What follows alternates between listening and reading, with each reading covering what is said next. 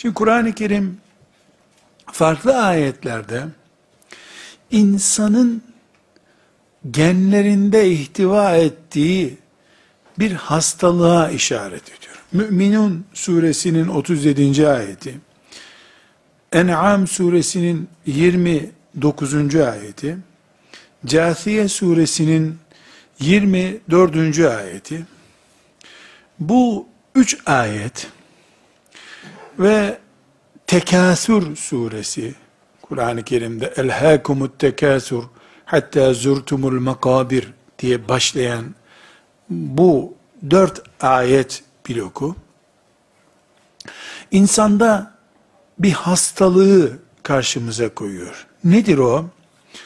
Bulunduğun fırsatı sonuna kadar değerlendirmek, sonrasını düşünmemek.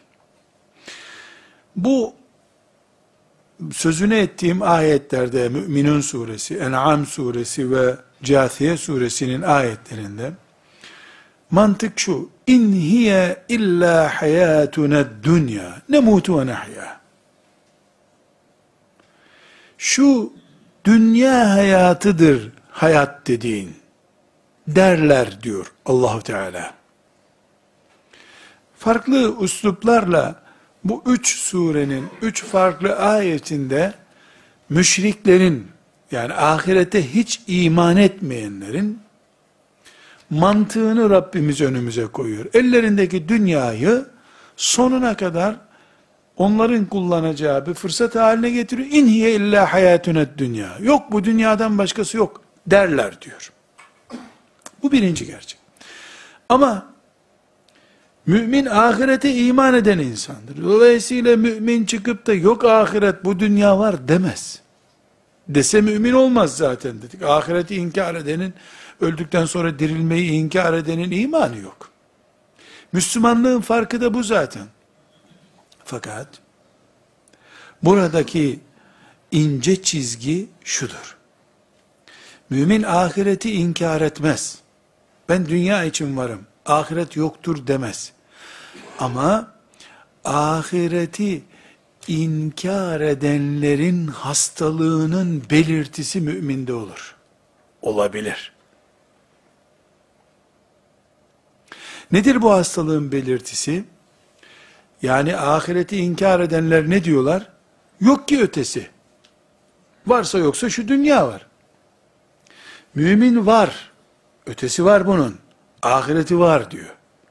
Ama pratiğe gelince sadece bu dünya varmış gibi çalışıyor bu sefer. Ne gibi bu? Mesela mümin sabah namazına kalkamıyor. Ciddi bir şekilde her sabah namazının cehennemde şu kadar zaman yanmak anlamına geldiğine %100 iman eden birisi, ahireti bu şekilde kanı iliği haline getirmiş birisi sabah namazı kaçırabilir mi? 5 defa 10 defa kaçırır bir ömür boyu. Kafirlerdeki hastalık ahireti yok saymaları, onu uzak bir ihtimal görmeleridir.